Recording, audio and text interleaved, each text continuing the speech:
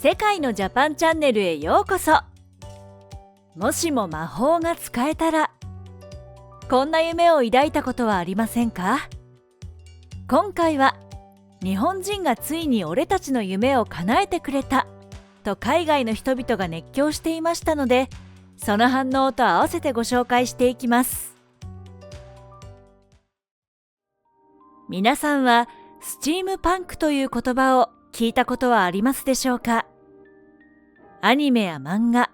映画などに登場する世界観の一つで、スチームの名前がついている通り、蒸気機関がモチーフとなっているものを呼びます。イギリスのビクトリア朝やエドワード朝の雰囲気がベースとなっている架空の世界といえばわかりやすいでしょうか。スチームパンクはスチームと SF ジャンルの一つであるサイバーパンクを組み合わせて作られた造語で、このサイバーパンクというのは人体や頭脳の機械化や大規模ネットワーク、電脳世界の描写を軸としたどこか人間性が失われたハイテク未来社会の世界観を指します。産業革命による経済の発展が成熟し、蒸気機関全盛だったビクトリア朝の人々が思い描いていたであろう電力ではなく蒸気機関によりあらゆる文明が発展していった架空の未来。代表的なアイテムとしては歯車、蒸気機関から連想されるメーター、懐中時計や飛行船、ビクトリア朝時代を彷彿とさせるシルクハットなどのモチーフがスチームパンクの世界観を表現する要素として登場します。また、蒸気機関と梅煙による大気汚染は切っても切り離せない関係であることから、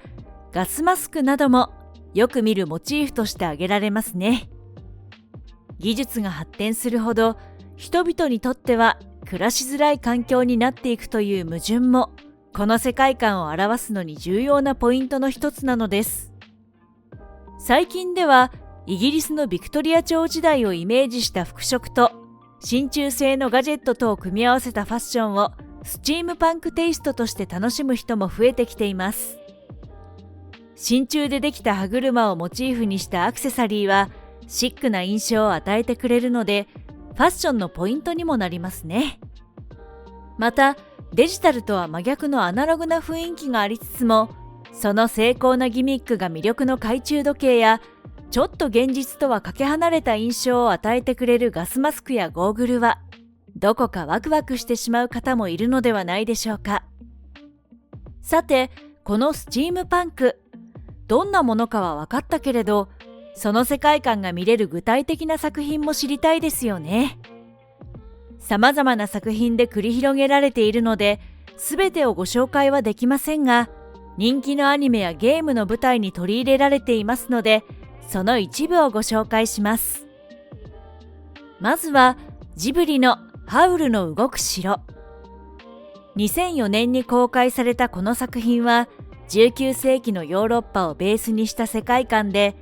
日本でいうところの明治から大正、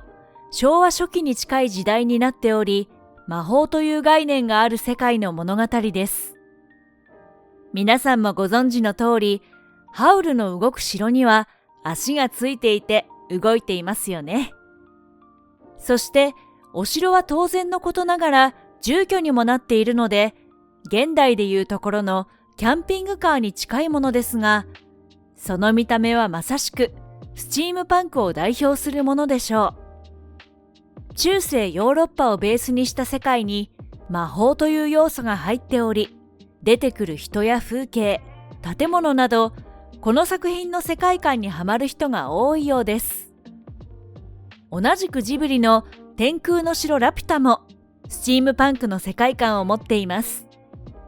宮崎駿監督はこの作品を作る際、当時流行っていたありがちな SF やファンタジーにならないよう意識したそうです。飛行石などが呪文で起動している場面などを見ると、つい魔法かと誤解してしまいますが、実はあれは音声認識機能で魔法が使われているのではありません。そういった超科学を魔法のように見せるためにも、時代設定を産業革命当時のちょっと油臭い感じにしたのです。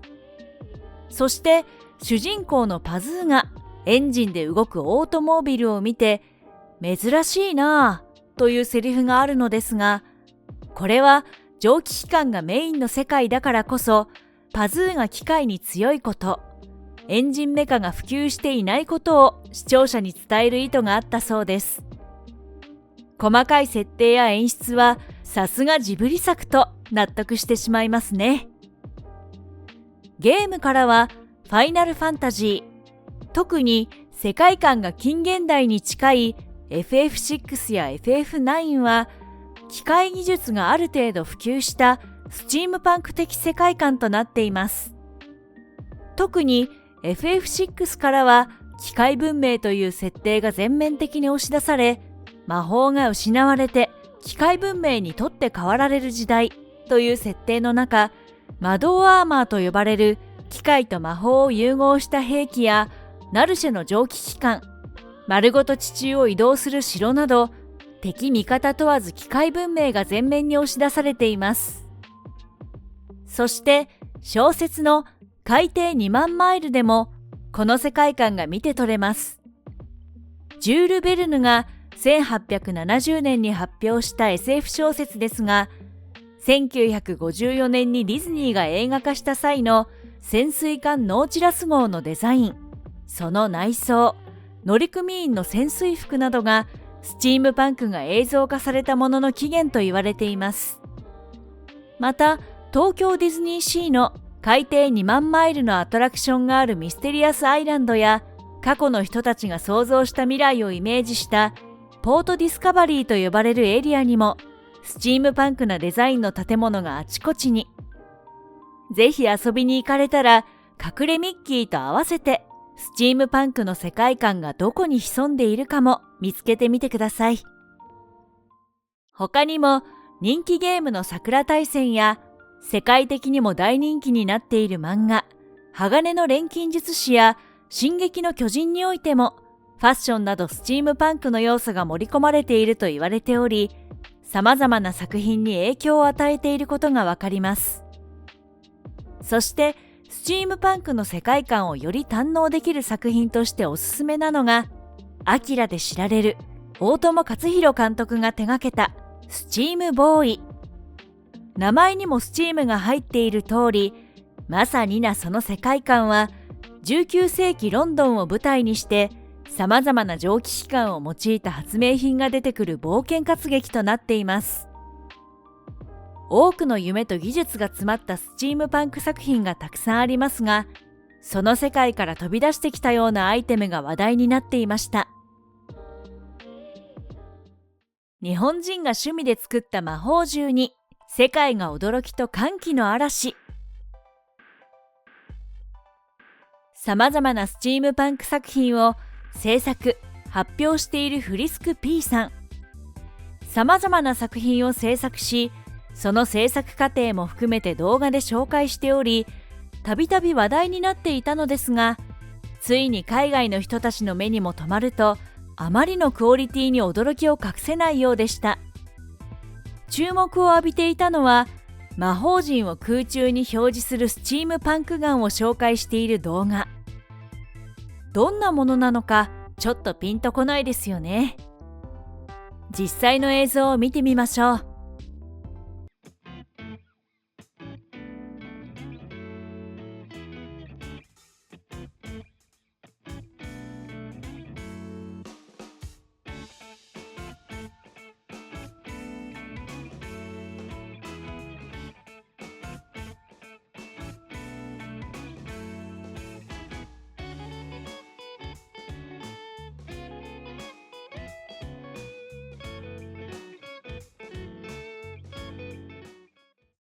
まるでアニメや映画の世界さながらの光景でしたが、動画内に CG 合成ではありませんとの注釈がある通り、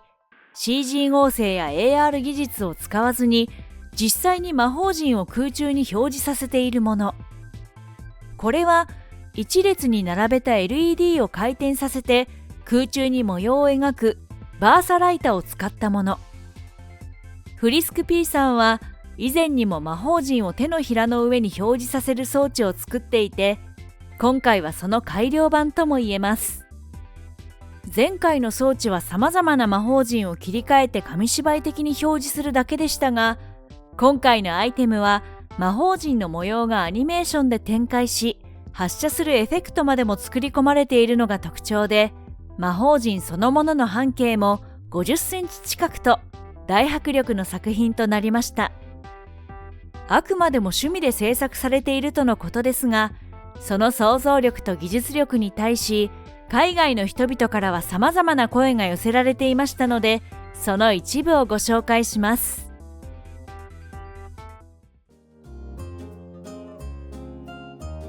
海外の反応。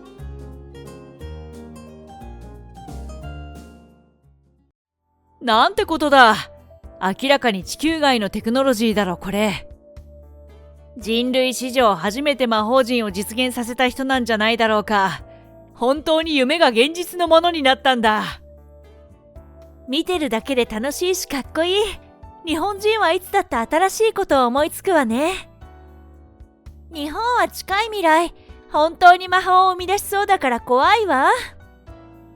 魔法にガンダム、ますます日本を敵に回せないな。普通に販売するべきだと思う。いくら出してでも欲しいって人が絶対いるよこれ。ほんとそう。私なんて感動のあまり涙が出てきたよ。お願いします。私たちにも入手できるようにしてください。買うとなったら最低でも$400くらいはしそうだね。私も1個。ごめん嘘。10個は欲しい。魔法銃がこんなに早く現実のものになるなんて、今後コスプレの世界が様変わりしそうな予感。すごいだけじゃなくて信じられないくらいに美しい。このアイテムを使ってコスプレがしたい。考えるだけでワクワクするわ。アニメの世界から飛び出してきたみたいだ。これが CG じゃないなんてすごすぎる。人間の想像力は無限なんだなって思わせられるね。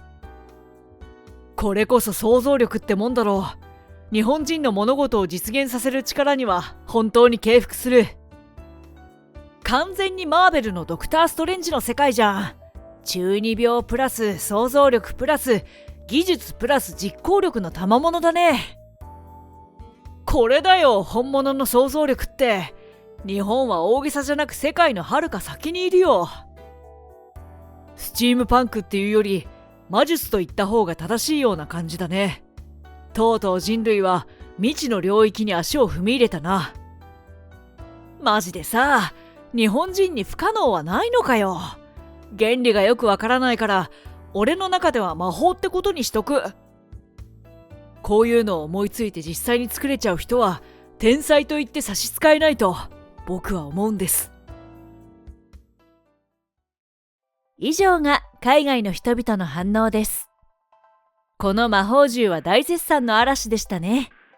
自分も欲しいという声も多いので、商品化したら大人気アイテムとなりそうです。皆さんの中にも作ってみたいと思われた方がいらっしゃるのではないでしょうか。そこでスチームパンクガンを製作する上で出てきた技術の一つ、3D プリンターに関してご紹介していきますので、ぜひ夢のアイテム作成の参考にされてみてください。ここ数年で目覚ましい進化を遂げているこの技術。登場したばかりの頃は樹脂を使って小さな人形を作る程度でした。しかし現在は金属や食材まで素材にすることができるようになり、大きいものだと家まで作れてしまうそうです。インプラントや歯列矯正に対応するものなど医療用としても発展している一方で、家庭用の 3D プリンターも家電量販店でも購入できるなど、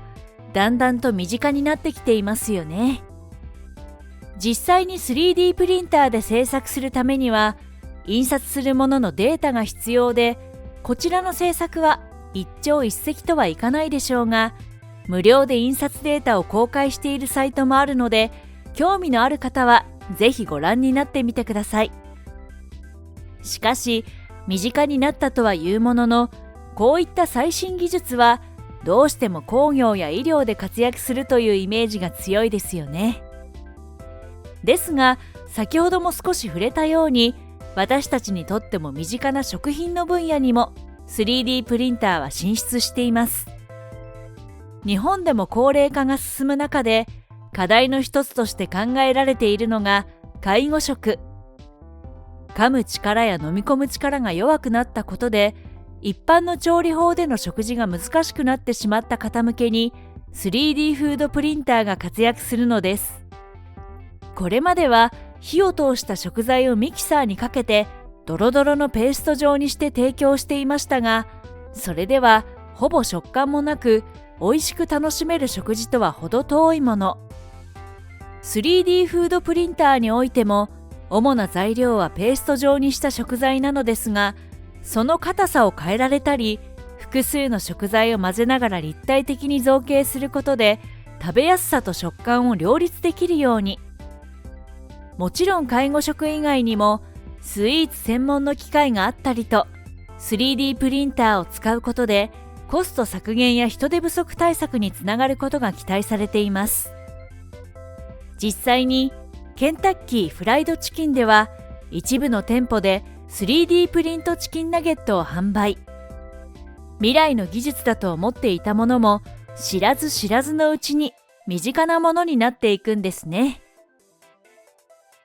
動画を最後までご覧いただきありがとうございました。この動画が参考になりましたら、チャンネル登録と高評価ボタンをお願いします。今回のナレーションは白鳥さんがお送りいたしました。